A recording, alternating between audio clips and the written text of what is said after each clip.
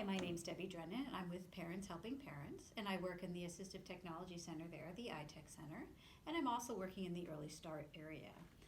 This video that I'm going to be doing is for the Inclusive Early Learning Toolkit, and this was done in collaboration with Inclusion Collaborative and funded through the Inclusive Early Learning Care and Coordination Program. And today I'm going to be talking about tools that are available in the toolkit for those who might need some assistance with physical access in your classrooms. So I have some tools available in the toolkit for that. And I'm going to start with telling you about the book that's in the toolkit. It's called EZAT2. This was put out by a company called Pacer.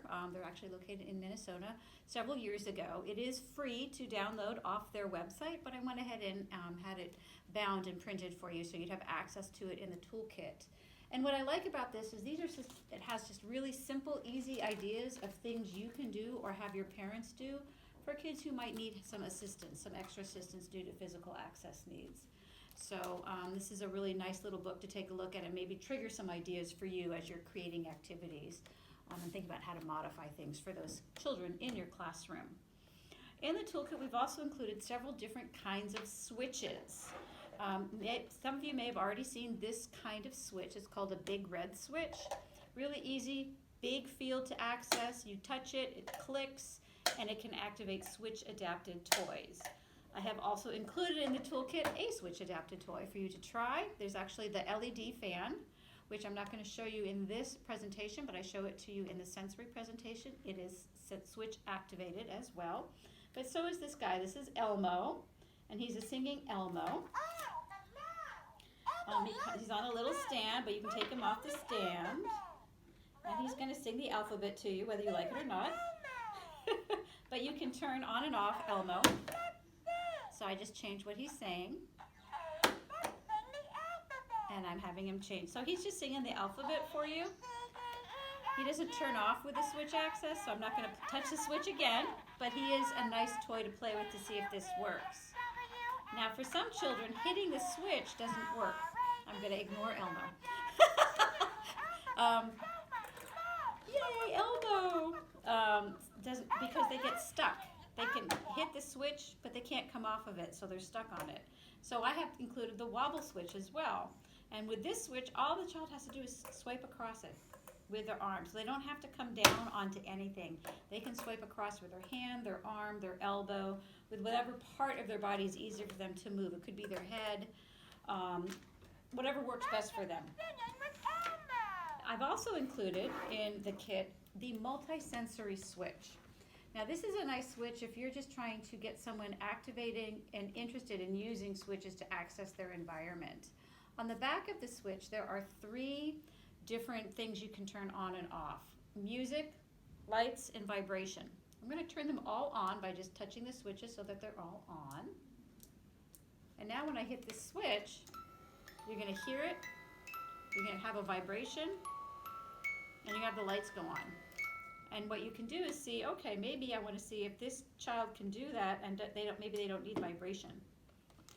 So now you're just going to get no vibration, but music and the lights. Okay? And I can just keep turning things on and off to see what motivates that child to access that switch.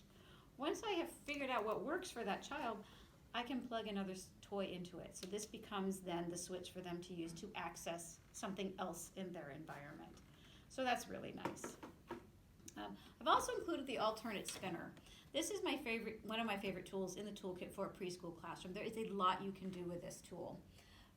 First, make sure there's batteries in it. Once you've got the batteries in, this is also switch adapted, so I can plug in a switch onto the side here. There's a little black hole on the side, and I can use my switch, and it spins. Okay? Or I can just push the button to spin it.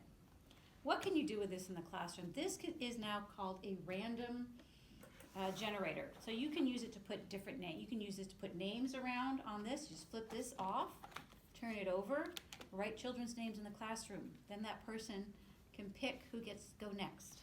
You can also, I've included colors. So if you have a game that is, Candyland, or one of the games that use colors, they can pick the color and use this instead of dice. You can also, it's included a whole list of ideas and things you can do. I've put this in the box of things you can do with the alternate spinner.